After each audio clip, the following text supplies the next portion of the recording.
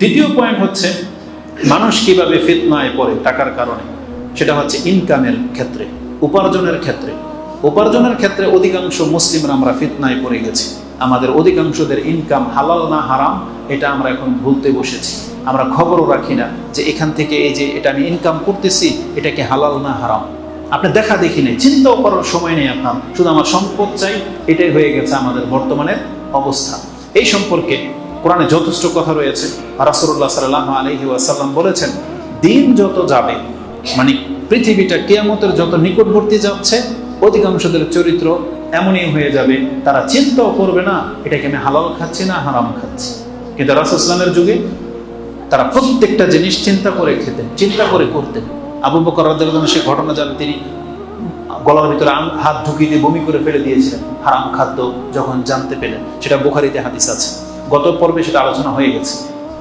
রাসূলুল্লাহ সাল্লাল্লাহু আলাইহি ওয়াসাল্লাম জাকাতের খেজুর ভেবে পরিত্যক্ত খেজুরটা খাননি, তিনি ভাবছিলেন এটা জাকাতের খেজুর, আর জাকাতের খেজুর খাওয়া রাসূল সাল্লাল্লাহু আলাইহি ওয়াসাল্লামের জন্য হারাম, সেজন্য তিনি খাননি। তার মানে সন্দেহ যে জিনিসটা, তাও রাসূল সাল্লাল্লাহু আলাইহি ওয়াসাল্লাম বেঁচেছিলেন, আর প্রকাশ্যে আমরা হারামে লিপ্ত। রাসূল সাল্লাল্লাহু আলাইহি ওয়াসাল্লাম বলেছেন, পৃথিবী যত কিয়ামতের দিকে যাবে মানুষ তত বেপরোয়া হয়ে যাবে এই ইনকামের ক্ষেত্রে। এই ক্ষেত্রে রাসূলুল্লাহ সাল্লাল্লাহু আলাইহি ওয়াসাল্লাম থেকে একটি হাদিস রয়েছে। আবু হুরায়রা রাদিয়াল্লাহু আনহু তিনি বলেন, আনি নবী সাল্লাল্লাহু আলাইহি ওয়াসাল্লাম قال ইয়াতি আলান নাসি জামানুন, নিশ্চয় মানুষের কাছে এমন একটা সময় আসতে যাচ্ছে, লা ইউবালিল মারউ মা আখাযা মিনহু আমিন হালালিন আম মিন হারাম। মানুষ এমন একটা সময় পৃথিবীতে অতিক্রম করবে যখনকার মানুষ সে শুধু গ্রহণ করবে, কিন্তু কি গ্রহণ করলো, আমিন হালালিন আম মিন হারাম, এটা কি হালাল থেকে নিল না হারাম থেকে নিল, লা ইউবালি, সে পরোয়া করবে না। এটা ইমাম বুখারী রাহিমাহুল্লাহ তিনি তার কিতাবুল বুয়ু বেচা কেনার অধ্যায় এনেছেন। এই পর্বে মান লাম ইউবালি মিন হাইসু কাসাবাল মাল, সে কোত্থেকে মাল গ্রহণ করতেছে এটা চিন্তা না করা, সেই বিপর্যয়ের মধ্যে তিনি হাদিসটা এনেছেন। হাদিস হচ্ছে 2059। তো রাসূলুল্লাহ সাল্লাল্লাহু আলাইহি ওয়াসাল্লাম বলেছেন, পৃথিবী কিয়ামতের যত কাছাকাছি যাবে মানুষ এইভাবে হারামের মধ্যে লিপ্ত হয়ে যাবে।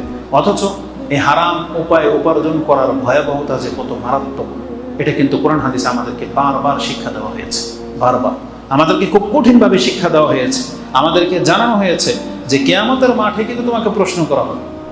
আমরা যারাই সম্পদশালী হয়ে যাচ্ছি তাদেরকে বিনা প্রশ্ন ছাড়া হবে না। তার যত শত কোটি টাকা, তার প্রত্যেকটা দিনের ইনকামকে আল্লাহ সুবহানাহু ওয়া তাআলা তার কাছ থেকে জানবেন যে এই সম্পদটা তুমি কোত্থেকে নিয়েছিলে। এই মর্মে রাসূলুল্লাহ সাল্লাল্লাহু আলাইহি ওয়াসাল্লাম থেকে স্পষ্ট হাদিস রয়েছে। আন ইবনে মাসউদিন আনি নবী সাল্লাল্লাহু আলাইহি ওয়াসাল্লাম قال لا تزول قدم ابن آدم يوم القيامة من عند ربهم حتى يسأل عن خمسة। কিয়ামতের মাঠে তার রবের কাছ থেকে কোনো ব্যক্তিকে হিলতে দেওয়া হবে না যতক্ষণ পর্যন্ত তার কাছ থেকে 5টা প্রশ্নের জবাব গ্রহণ না করা হবে। একটা হচ্ছে সময় সম্পর্কে, আপনার বয়স, আপনি কিভাবে কি কাটিয়েছেন, যুবকদেরকে জিজ্ঞেস করা হবে। হাদিসের ভাষাটা এরকম, খামসান আন উমরিহি ফিমা আফনা ওয়া আন শাবাবিহি ফিমা আবলা ওয়া আন মালিহি মিন আইনা ইকতাসাবা ওয়া ফিমা আনফাকা, এবং সর্বশেষ ওমাযা আমিলা ফিমা আলিমা, তুমি তোমার জ্ঞান অনুযায়ী কি কর্ম করেছিলে। হাদিসটা ইমাম তিরমিজি কোট করেছেন কিতাবুল কিয়ামতের অধ্যায়, হাদিস হচ্ছে 2416। এই হাদিসের মধ্যে 5টা প্রশ্নের কথা আছে। তার একটা প্রশ্ন মানুষের বয়স সম্পর্কে, কেউ যদি 60 বছর পেয়ে থাকে তা তার আকল হওয়ার পর থেকে 60 বছরে সে কি করেছে পুরো বছরের একটা হিসাব আল্লাহ নেবে। আর বিশেষ করে যুবক বয়সে যে সময়টাতে গায়ে শক্তি ছিল, সে চাইলে যা খুশি তা করতে পারতো, ওই শক্তিটা সে কোন কাজে খরচ করেছে এটা আল্লাহ সুবহানাহু ওয়া তাআলা জিজ্ঞেস করবেন। এই চলমান পরিস্থিতিতে এটা যুবকদের জন্য একটা জবাবদিহিতার সময় যে তারা কি করেছে। আমাদের অধিকাংশ যুবকরা কি দিবে, রাসূল সাল্লাল্লাহু আলাইহি ওয়াসাল্লামের সময়ের যুবকরা সাহাবীরা বলবে, আল্লাহকে বলবে, আল্লাহ আমরা তো রাসূলের প্রতি ঈমান এনেছি, তার ডানে বায়ে থেকে আমরা জিহাদ করেছি, ইসলামকে প্রতিষ্ঠিত করেছি। তারা বলবে আমরা কোরআনকে হিফজ করেছি, কোরআনকে লিপিবদ্ধ করেছি, রাসূলের হাদিসকে আমরা সংরক্ষণ রেখেছি এবং পৃথিবী প্রান্তে পৌঁছে দিয়েছি। এটা বলবে রাসূল সাল্লাল্লাহু আলাইহি ওয়াসাল্লামের যুগের যুবকরা। আর আমাদের যুবকরা কি বলবে, অধিকাংশরাই বলবে আল্লাহ আমি তো খেলতামশা করে কাটিয়েছি 30 বছর, গার্লফ্রেন্ডকে নিয়ে বা কাঁধে ব্যাগ ঝুলিয়ে মোবাইল হাতে নিয়ে সারাক্ষণ পাবজি আর ওই ফ্রি ফায়ার গেম খেলে, ক্রিকেট খেলে আল্লাহ এটা এইভাবে আমার সময় নষ্ট হয়েছে। আর বলবে আমি গণতন্ত্রকে প্রতিষ্ঠিত করার জন্য রক্ত ঝরিয়েছি, এটাই বলবে আমাদের যুবকরা। আর কি বলতে পারবে? ক্ষমতা আছে আল্লাহর সামনে দাঁড়িয়ে বলতে পারবে এই কথা যে আল্লাহ আমি তোমার দিনের জন্য রক্ত ঝরিয়েছি? বলতে পারবে কেউ? দিনের জন্য আমি 1 ঘন্টা সময় দিতাম প্রতিদিন, বলতে পারবেন কেউ? সৎ সাহসওয়ালা যুবক কয়জন আছে আমাদের সমাজে? তো কিয়ামতের মাঠে কিন্তু প্রশ্ন করা হবে এই সময়টাকে যে আপনি কি কাজে লাগিয়েছেন। তৃতীয় প্রশ্ন যেটা, ওয়ান মালিহি, সম্পদ সম্পর্কে, মিন আইনা ইকতাসাবা, কোত্থেকে তুমি এটা গ্রহণ করেছো? এটা একটা খুব মারাত্মক ব্যাপার। এই জন্য যারা সম্পদ পাননি, হালালের উপর অল্প ছিলেন, আপনি তো খুব শীঘ্রই উত্তর দিতে পারবেন। আপনি ডাইরেক্ট বলবেন আল্লাহ আমি খেয়ে দিয়ে কিছুই থাকতো না, তুমি আল্লাহ সব জানো, আমার কোনো হারাম ইনকাম নাই, আমার এই চাকরি ছিল, এর মাধ্যমে শুধু আমি জীবন সংসার চালিয়েছি। আল্লাহ কি বলবেন? কথা যদি সত্য হয়, ওকে, তোমার হিসাব শেষ। তাহলে আর যার সম্পদ আছে, আর যার কোটি শত কোটি টাকা আছে, ওর হিসাবটা কত লম্বা হবে আপনি বলেন? হাসরের মাঠে দাঁড়িয়ে থাকবেও। এই জন্য রাসূল সাল্লাল্লাহু আলাইহি ওয়াসাল্লাম বলেছেন একজন অভাবী সম্পদশালীর চাইতে 500 বছর আগে জান্নাত পেয়ে যাবে। এই জন্য যারা অভাবী আছেন মুসলিম, আপনি হতাশ হয়েন না, বরং এটা আমাদের গ্রেড বলা চলে, এটা আমাদের মর্যাদা যে কিয়ামতের মাঠে সেটা পরিলক্ষিত হবে। তো রাসূলুল্লাহ সাল্লাল্লাহু আলাইহি ওয়াসাল্লাম বলেছেন 5টা প্রশ্ন করা হবে, তার একটা হলো সম্পদ আপনি কোত্থেকে নিয়েছেন। এটার জবাব না দেওয়া পর্যন্ত হাসরের মাঠ থেকে তবে হিলতে পারবেন না। এই জন্য যারাই আমরা ইনকাম করতেছি, আমাদের ইনকামের দিকে একটু ফোকাস, নজর দেওয়া উচিত যে আমি এটা কি হালাল ভাবে নিচ্ছি না হারাম ভাবে নিচ্ছি। আবার অনেক চালাক ব্যবসায়ী আছে, দায়িত্ব দিয়ে দিয়েছেন ম্যানেজারকে যে তুই যা করার কর, আমার লাভ হইলেই হইল। তার মানে বোঝাতে চাইলো আমি হারামের সাথে জড়িত না, আমার ম্যানেজার করে। বিষয়টা এমন না, আপনার নজরদারিতে থাকতে হবে, নিয়মটা আপনাকে সাজাতে হবে। আপনার কথার এগেইনস্টে আপনার কোন একটা কর্মচারী একটু টাকার মধ্যে হাত দেওয়ার ক্ষমতা রাখে না। আপনি যদি শক্ত করে বলে দেন যে কোনো হারামের সাথে আমার সম্পর্ক থাকতে পারবে না, কোনো ওয়ার্কারকে যদি বলে দেয় কোনো কোম্পানির প্রতিষ্ঠান, সম্ভব। কিন্তু সবাই দুর্নীতিগ্রস্ত, তো এটা কিন্তু মারাত্মক অপরাধ। তো সম্পদ ইনকাম করার ক্ষেত্রে অধিকাংশ মুসলিম আজকে হারামের সাথে জড়িয়ে গেছে, অথচ আমাদেরকে শিক্ষা দেওয়া হয়েছে এটার পরিণামটা কিন্তু খুব মারাত্মক হবে।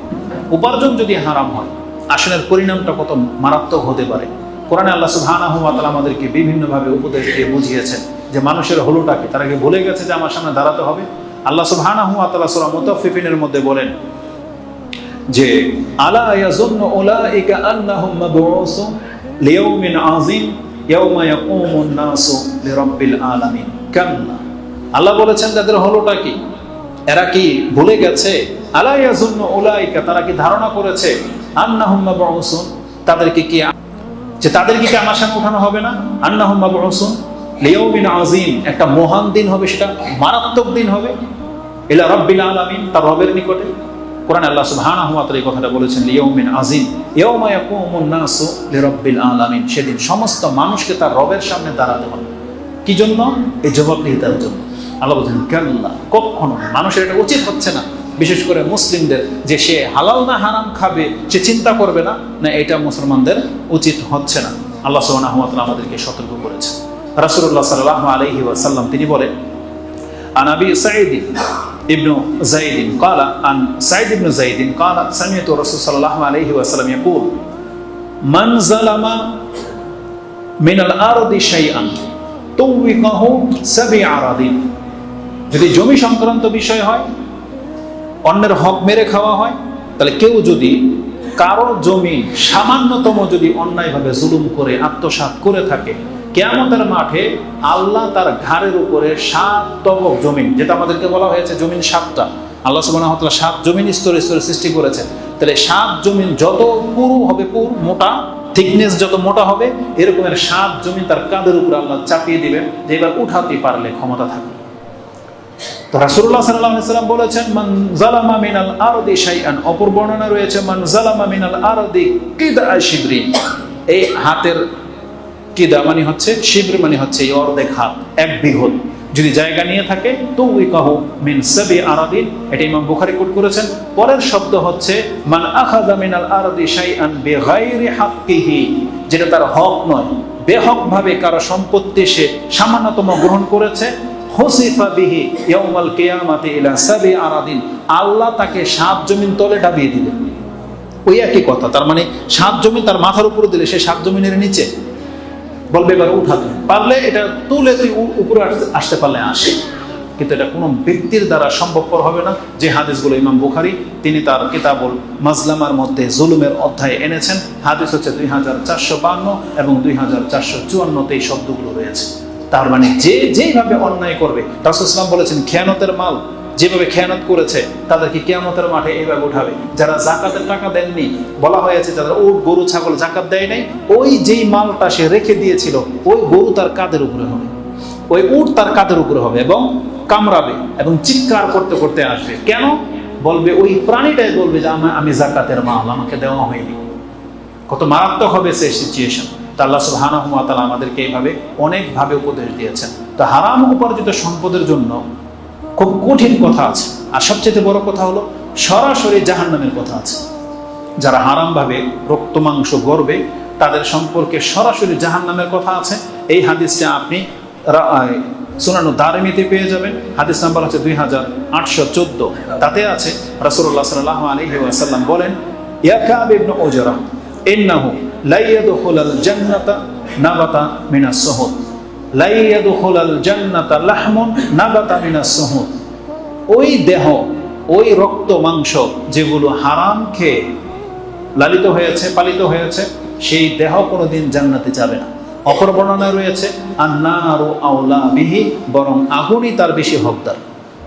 যেই দেহটা হারামের উপরে বড় হয়েছে, সৃষ্টি হয়েছে, রাসূল বলেছেন সেই দেহ নিয়ে কোনো ব্যক্তি জান্নাতে যেতে পারবে না, বরং এই দেহের হক হচ্ছে আগুন, জাহান্নামের আগুনই তাকে যেতে হবে। এটা দারিমি কোট করেছেন, যেমনটা বলেছি 2814 নম্বরে রয়েছে। তো রাসূলুল্লাহ সাল্লাল্লাহু আলাইহি ওয়াসাল্লাম আমাদেরকে খুব কঠিনভাবে সতর্ক সাবধান করেছেন। এটা হচ্ছে পরকালে। দুনিয়ায় কি ক্ষতি আছে? আমি জানি যে এই যাবৎ যতগুলো কথা বলেছি সেগুলো আপনারা কোনো না কোনো দিন শুনেছেন, জানেন। আপনারা ভালো করে জানেন আল্লাহ হারামখোরকে পছন্দ করে না, এটা ভালো করে জানেন। আরে আল্লাহ কেন, আপনারা নিজেরা হারামখোরকে পছন্দ করেন না? প্রকাশ্যে একজন ব্যক্তি সুদ খায়, তারা বলছে সুদখোর, আপনি নিজেই পছন্দ করেন না। একজন ব্যক্তি চুরি করে, আপনি বলতেছে যে তো চুর ডাকাত, পছন্দ করেন না। কিন্তু আপনার মধ্যেও ভিন্ন আর একটা হারাম আছে, আপনি এটা ছেড়ে দেন। যেহেতু আমরা যারা সুদ খাই না কিন্তু অন্য কিছু তো খাই, অন্যভাবে তো হারাম খাচ্ছেন, তাহলে হারামকে আমরাই পছন্দ করি না, তা আল্লাহ কিভাবে পছন্দ করবে? অতএব এটাকে মাথায় নিতে হবে, যেটা আপনি নিজে সাক্ষী, যেটা মন্দ কাজ, এটা যে পছন্দনীয় না, এটা আপনি নিজে সাক্ষী। অতএব আল্লাহ কোনোদিন এই কাজটা করবে না, আপনাকে কোনোদিন আল্লাহ পছন্দ করবে না। তো কেন আমরা এই হারাম থেকে বেঁচে থাকতে পারতেছি না? কোরআনে আল্লাহ সুবহানাহু ওয়া তাআলা সেটা ফাইন্ড আউট করেছেন, সে কারণটা উল্লেখ করেছেন। আল্লাহ বলেছেন সেটা হলো সম্পদের প্রতি তোমাদের লোভ বেশি। সম্পদের প্রতি প্রত্যেকটা মানুষের লোভ দিয়ে আল্লাহ সুবহানাহু ওয়া তাআলা পৃথিবীতে পাঠিয়েছেন। আল্লাহ সুবহানাহু ওয়া তাআলা কোরআনে বহু জায়গায় কথাগুলোকে উল্লেখ করেছেন, তার মধ্যে একটা আপনি পেয়ে যাবেন সূরা ফজর। আল্লাহ বলেছেন ওয়া তুহিব্বুনাল মালা হুব্বান জাম্মা, নিশ্চয়ই সম্পদের প্রতি তোমাদের কঠোর গভীর লোভ আছে। তো এটা একটা কারণ। এই লোভ থাকার কারণে আজকে অধিকাংশ মানুষ ইসলামের উপদেশগুলো নিতে পারতেছে না, কারণ সম্পদের মধ্যে অনেক মজা। সম্পদ হলে সে যা খুশি তা করতে পারে, যা খুশি তা খেতে পারে, তার ভোগবিলাসই ভিন্ন। পয়সালাদের জন্য উন্নত মানের চিকিৎসা, পয়সালাদের জন্য সবকিছু, যানবাহনের ফ্যাসিলিটি, সবকিছু পয়সালাদের জন্য। এই জন্যই মানুষ সাধারণত এই পয়সার দিকে ঝুঁকে যায়। অথচ রাসূল ইসলামের যুগে হলে এটা হতো না। তো কথা হচ্ছে যে অপরায়তে আল্লাহ সুবহানাহু ওয়া তাআলা বলেছেন বরং এই সম্পদের চাহিদা তোমাদেরকে কবর পর্যন্ত ঠেকিয়ে দিচ্ছে, কিন্তু তোমরা বুঝতে পারতেছ না। আলহাকুমুত তাকাসুর, কাসুর মানে কাসুরাত, যেটা অধিক সম্পদের লোভ তোমাদেরকে একবারে আলহাক মানে গাফেল করে দিয়েছে, ব্যস্ত করে দিয়েছে এই টাকা ইনকামের দিকটায়। আলহাকুমুত তাকাসুর হাত্তা যুরতুমুল মাকাবির, এমনকি তোমরা কবর পর্যন্ত পৌঁছে যাচ্ছ। মানে কবরের সাক্ষাৎ পর্যন্ত যে তোমরা টাকার পেছনে ছুটতে ছুটতে শেষ হয়ে যাচ্ছে, আমরা অধিকাংশ মানুষ এটা খবর রাখতেছি না। এটা খুব মারাত্মক একটা ব্যাপার। কত গাফেল হলে মানুষ এমনটা হতে পারে, সে ভুলেই যায় যে আমি মরে যাব, কবরে যাব। যখন সময় ঘনিয়ে আসে তখন তার ফিল হয় যে আমি তার দিন ভুল পথে ছিলাম। তা আমাদের এহসাস থাকতে থাকতে আমাদেরকে ফিরে আসা উচিত, যেটা আল্লাহ সুবহানাহু ওয়া তাআলা সূরা আত-তাকাসুরের মধ্যে উল্লেখ করেছেন যে আধিক্যের প্রাচুর্যতার লোভ, পেরেশান চিন্তা তোমাদেরকে আল্লাহর কাছ থেকে দূরে সরিয়ে দিচ্ছে। রাসূলুল্লাহ সাল্লাল্লাহু আলাইহি ওয়াসাল্লাম বলেন সম্পদের লোভ মানুষের দিন ধর্মের কতটা ক্ষতি করে। এটা একটা এক্সাম্পল টেনেছেন, যেটা মালিক আল আনসারী কালা কালা রাসূলুল্লাহ সাল্লাল্লাহু আলাইহি ওয়াসাল্লাম মা যিবানি জায়ানি উরসিলা ফি গানামিন, দুইটা নেকড়ে ক্ষুধার্ত ভাগকে যদি একটা ছাগলের পালের উপরে ছেড়ে দেওয়া হয়, বিআফসাদা লাহা, ক্ষতি করার জন্য বা ক্ষতি যেটা করবে, অত ক্ষতি করতে পারবে না মিন হিরসিল মারই আলাল মাল, একজন ব্যক্তির টাকার লোভ যত ক্ষতি করে, ওয়াশারাফিল দীনিহি, তার দিনের দুইটা নেকড়ে ক্ষুধার্ত ভাগ ও বকরির পালের অত ক্ষতি করতে পারবে না একটা ব্যক্তির সম্পদের লোভ তার দিনকে যত ক্ষতি করে। রাসূল একটা এক্সাম্পল দিয়ে বুঝিয়েছেন, এটা আপনি ভালো করে বুঝেন যে রাসূল কত চমৎকার ভাবে এক্সাম্পলটা দিয়েছেন। এটা ইমাম তিরমিজি কোট করেছেন, হাদিস 2416-তে রয়েছে। এটা আমাদের সবার চোখের সামনে। সম্পদের কারণে দাঁড়িয়ে ফেলে দেয় টাকা ইনকাম করার জন্য, সম্পদের কারণে যেভাবে অফিস বলে সেভাবে, সেখানে নামাজও পড়তে দেয় না, পড়ে না। কত রকমের আছে, সম্পদের জন্য ধর্ম ছেড়ে দিয়ে ওই ইউরোপ আমেরিকা পাড়ি জমাচ্ছে, সেখানে গিয়ে শুকুরের গোস্ত আর ওই যে মদ বিক্রি করবে, তারপরে সে সম্পদের লোভ ছাড়ে না। দিন যায় যাক, আজকে আমাদের অধিকাংশ মুসলমানদের চরিত্র এটাই হয়ে গেছে। তারপরে জায়গা সম্পত্তির ব্যাপারে রাস্তাঘাট বাজারে এটা নাই বা বললাম, এটা আপনারা সবাই জানেন যে পণ্য বিক্রি করতে গেলে বিক্রেতা যে কি ভাবটা করে, আর পণ্য নিয়ে এসে যদি ফেরত নিয়ে যান দেখবেন তার চেহারা। তো এটা হচ্ছে আমাদের অবস্থা। তা আল্লাহ সুবহানাহু ওয়া তাআলা আমাদেরকে জানিয়েছেন যে সম্পদের লোভ মানুষের দিনকে অত্যন্ত বেশি ক্ষতি করে। এবার ছোট্ট করে বলে দিই বাঁচার উপায় কি তাহলে। যারা খুতবা শুনেছেন বুঝেছেন, আপনারা কি হারাম থেকে বাঁচতে চান? তাহলে আপনাকে কোরআন হাদিসের উপদেশ মেনে চলতে হবে। রাসূলুল্লাহ সাল্লাল্লাহু আলাইহি ওয়াসাল্লাম ছোট্ট ছোট্ট কয়েকটা উপদেশ দিয়েছেন এবং এমন একটা শিক্ষা আমাদেরকে দিয়েছেন ভবিষ্যৎ সম্পর্কে, এটা যদি কারো অন্তরে গেঁথে যায় সে কোনোদিন হারামের দিকে হাত বাড়াবে না। সেটা হচ্ছে রাসূল সাল্লাল্লাহু আলাইহি ওয়াসাল্লাম বলেছেন, প্রত্যেকটা ব্যক্তির রিজিক কিন্তু নির্ধারিত। তার দিক নির্ধারিত কিনা? এমন কেউ আছেন যার যত বয়স আছে সেই বয়স অন্য কেউ নিয়ে গেছে? আদম আলাইহিস সালামকে বলা হয়েছিল, আদম আলাইহিস সালাম তিনি আল্লাহকে বলেছিলেন যে আল্লাহ ওই সুন্দর সন্তানটা কে, ছেলেটা কে? বলছে এটা দাউদ। তো বলছে এর বয়স কত? তিরমিজিতে দুইটা বর্ণনা আছে, একটার মধ্যে 40, একটার মধ্যে 60। ওই একই কথা ঘুরিয়ে ফিরিয়ে হয়তো বর্ণনাকারীর এদিক সেদিক হয়ে গেছে। তো বলছে যে ধরেন 60। তো আদম আলাইহিস সালাম বলতেছেন এত সুন্দর ছেলে আর ওর বয়স মাত্র 60, আল্লাহ বাড়িয়ে দেন। আল্লাহ বলছেন আমার পক্ষ থেকে যেটা ফাইনাল হয় সেটাই। তখন বলতেছে তাহলে আমি আমার পক্ষ থেকে আমার বয়স থেকে আমি ওকে 40 দিয়ে দিলাম।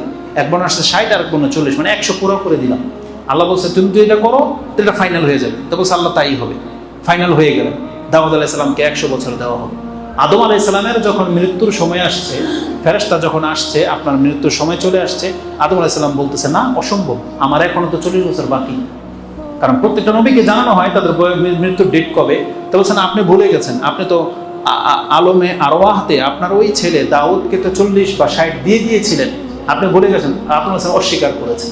রাসূল সাল্লাল্লাহু আলাইহি ওয়াসাল্লাম বলেন যেহেতু আদম ভুলে গেছে সেদিন আমরাও ভুলে যাই, যেহেতু আদম অস্বীকার করেছে সেদিন আমরা অস্বীকার করি। এই জন্য ভুলে গেলে মানুষ অস্বীকার করে একদম টাট ফাটার সাথে। কেন? ওই আদম আলাইহিস সালাম এই কাজটাই করেছিলেন, কিন্তু আল্লাহ সুবহানাহু ওয়া তাআলার পক্ষ থেকে হয়তো তাকে ছাড় দেওয়া হয়েছিল, তাকে হয়তো 1000 বছরে পূর্ণ করে দেওয়া হয়েছে। তার বাকিটা আমি জানি না, ওই হাদিসটা শুধু আমার জানা আছে, এটা তিরমিজিতে রয়েছে।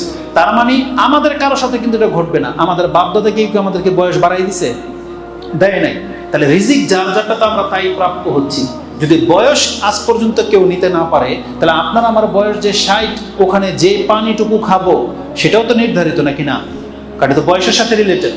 তাহলে রাসূলুল্লাহ সাল্লাল্লাহু আলাইহি ওয়াসাল্লাম আমাদেরকে এই হারাম থেকে বাঁচার জন্য যে উপদেশগুলো দিয়েছেন তার একটা উপদেশ হলো, রাসূল বলেছেন যে আমার অন্তরের মধ্যে জিবরিল আলাইহিস সালাম এই ওহী ফুঁকে দিয়েছেন যে কি আন্নাহু লান তামুতা নাফসান হাত্তা তাস্তাওফিয়া রিজকাহা। হে নবী আপনি জেনে নেন কোন ব্যক্তির রিজিক যা লেখা আছে আল্লাহর পক্ষ থেকে তার এক ফোঁটা বাকি থাকতে সে মরবে না, এক ফোঁটা ঘাটতি থাকলে সে মরবে না। হাত্তা তাস্তাওফিয়া রিজকাহা। আরেকটা বনে আসছে হাত্তা তাস্তাকমিলা আজালাহা, তার বয়স পূর্ণ মাত্রায় না পৌঁছা পর্যন্ত তার মৃত্যু হবে না। আও রিজকাহা, তার রিজিক পূর্ণ না হওয়া পর্যন্ত মরবে না।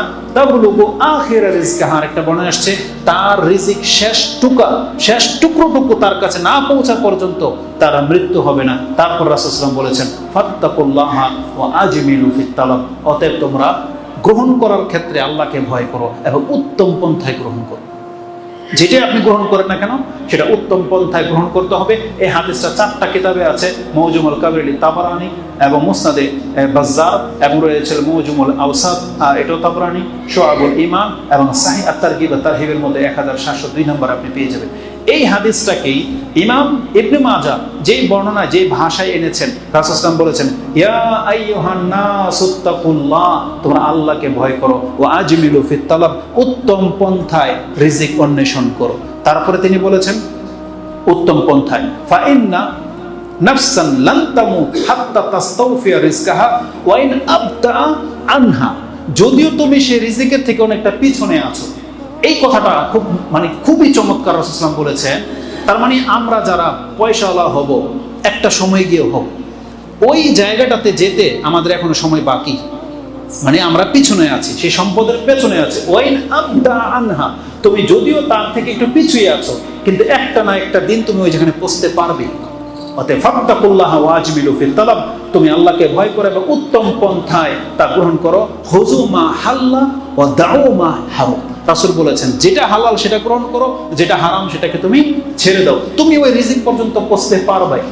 এটা ইবনে মাজাহ তিনি তার কিতাবুল ব্যবসার মধ্যে উল্লেখ করেছেন। হাদিস হচ্ছে 2144, 2144 হাদিসটা আছে। আমি আমার ব্যক্তিগত একটা ওপিনিয়ন বলি, এটা একটা বাস্তব উদাহরণ। মনে আছে কারো যে ছোটবেলায় এই ব্যাংকের মধ্যে 10 টাকার লটারি ধরা হতো, সর্বোচ্চ প্রাইস কত? 40 লাখ, তাই না? আমরা কি ভাবতাম 40 লাখ যদি পেয়ে যাই, তাই না? এটা একটা চাহিদা ছিল।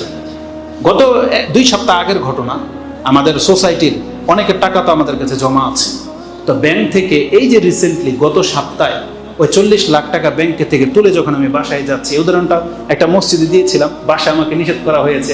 এভাবে বললে তো মানুষ তো আরো বেশি হয়ে যাবে, কত কি তো ঘটে আমাদের সাথে। কিন্তু এটা প্রত্যেকটা ব্যক্তির জানতে হবে, এটা আকীদা এবং বিশ্বাসগত একটা ব্যাপার। 40 লাখ টাকার ব্যাগ নিয়ে যখন আমি বাসায় যাচ্ছি, তখন আমার ওই কথাটা মনে পড়ে গেছে, আমার বয়স 20 থেকে 40 হয়েছে। এই 20 বছরের ব্যবধানে আল্লাহ সুবহানাহু ওয়া তাআলা কিন্তু আমার হাতে 40 লাখ টাকার একটা ব্যাগ ধরিয়ে দিয়ে তৌফিক দিয়েছেন। কেন বললাম কথাটা? কারণ তখন 20 বছর আগে 40 লাখ মানে কি আমাদের কাছে একটা বিস্ময়কর ব্যাপার মনে হতো, কিন্তু এখন সে 40 লাখ 40,000-এর মতো। অধিকাংশ মানুষের রেজাল্ট তো এইটাই, যারা পয়সাওয়ালা, যারা দুনিয়া চলাফেরা করেন। আর আপনি বিস্ময় বোধ করবেন না, আপনি খোঁজ নিয়ে দেখেন আপনার সংসারে আপনি প্রত্যেক মাসে যে কত টাকা খরচ করেন, আপনি লাইফে 30 বছরে আপনি কত 40 লাখ খরচ করে ফেলে দিয়েছেন। এটা সবার জীবনে ঘটে। এজন্য বিস্ময় বোধ করেন, এই অন্যের টাকা দিয়ে আপনি এত বেশি হায় হতাশ করবেন না। আল্লাহ কিন্তু আমাদেরকে দিচ্ছেন, আল্লাহ আমাদেরকে দিচ্ছেন, কিন্তু এটা জাস্ট এক্সট্রা। আপনি কেন আপনার ইবাদতের মুসলিমের দোহাই দিয়ে আপনি দুনিয়াতেই পেয়ে যেতে চাচ্ছেন? আল্লাহ সুবহানাহু ওয়া তাআলা কি বলছেন? ওয়া রিজকু রাব্বিকা খায়র, আল্লাহর পক্ষ থেকে আমাদের জন্য যে রিজিক স্থির করে রেখেছেন, আল্লাহ বলেছেন এটা উত্তম এবং স্থায়ী। বাল তুসিরুনাল হায়াতাদ দুনিয়া, কিন্তু তোমরা এই বান্দা বেশি বেশি দুনিয়া চাচ্ছ। ওয়াল আখিরাতু খায়রুন ওয়া আবকা, বরং পরকাল শ্রেষ্ঠ এবং উত্তম। এজন্য আমরা আমাদের মুসলিম ভাইদেরকে মেসেজটা দিতে চাচ্ছি, সম্পদের ফিতনা হলো হারাম ইনকাম করা, এ থেকে বেঁচে থাকার তৌফিক আমাদেরকে নিতে হবে এবং বাঁচতে হবে, তওবা করতে হবে। আমরা আল্লাহর কাছে দোয়া করি, আল্লাহুম্মা আকফিনা বিহালালিকা আন হারামিকা ওয়াগনিনা বিফাদলিকা আম্মান সিওয়া। আল্লাহ, আমরা তোমার উপরে সন্তুষ্ট থাকতে চাই, হালালের মাধ্যমে, হারামের দিকে আমরা যেতে চাই না। আল্লাহ, তুমি আমাদেরকে সচ্ছল করো, আমাদের ঘাটতি পুরা করো, আমাদের অভাবগুলোকে দূর করো, আমাদের যা পেরেশানিগুলো আছে আল্লাহ তোমার পক্ষ থেকে তুমি সেগুলোকে সলভ করে দাও, সমাধান করে দাও। এবং আমাদের যে যুবকরা পেরেশানিতে আছে আল্লাহ ওদেরকে উত্তম রিজিকের ব্যবস্থা করে দাও এবং ওদেরকে উত্তম জীবন সঙ্গিনী দান করো, যার মাধ্যমে ওর জীবনটা সুন্দর হবে। এবং আল্লাহ সুবহানাহু ওয়া তাআলা কাফেরদের কারণে আমাদেরকে ফিতনায় ফেলে দিও না। কাফেরদেরকে আল্লাহ তুমি যথেষ্ট কিছু দিয়েছো, আল্লাহ মুসলিম হিসেবে আল্লাহ এই জমিনে সুন্দরভাবে বেঁচে থাকার জন্য যা লাগে আল্লাহ তুমি আমাদেরকে তাই দান করো, যাতে আমরা মুসলিম থাকতে পারি। এবং আল্লাহ তুমি আমাদেরকে তোমার সাথে হালাল খাওয়া অবস্থায় সাক্ষাৎ করার তৌফিক দান করো। আমিন ইয়া রাব্বাল আলামিন। সুবহানাকাল্লাহুম্মা রাব্বানা বিহামদিকা আশহাদু আল্লা ইলাহা ইল্লা আনতা আস্তাগফিরুকা ওয়া আতুবু ইলাইক। ইবাদাল্লাহ রাহিমাকুমুল্লাহ, ইন্নাল্লাহা ইয়া'মুরুকুম বিল আদলি ওয়াল ইহসান ওয়া ইতা'i যিল কুরবা ওয়া ইয়ানহা আনিল ফাহশা'i ওয়াল মুনকারি ওয়াল বাগি ইয়া'iযুকুম লা'আল্লাকুম তাযাক্কারুন। উযকুরুল্লাহা ইয়াযকুরুকুম ওয়া লাযিকরুল্লাহি আকবার। আল্লাহু ইয়া'লামু মা তাসনাউন। আসসালামু আলাইকুম ওয়া রাহমাতুল্লাহি ওয়া বারাকাতুহু।